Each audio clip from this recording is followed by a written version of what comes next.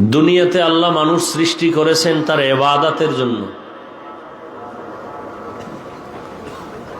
ইবাদত কিভাবে করবে সেই নিয়ম পদ্ধতির জন্য আল্লাহ ভিন্ন ব্যবস্থাও দিয়েছেন। সেই ব্যবস্থা হলো দুইটা। একটি ব্যবস্থা হলো রিজালুল্লাহ, আল্লাহর সিলেকশন করা প্রতিনিধি।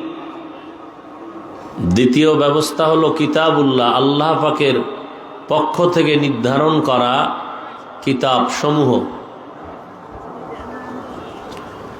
সমস্ত রিজালদের ভেতরে ব্যক্তির মধ্যে শ্রেষ্ঠ হলেন রহমাতুল্লিল আলামিন।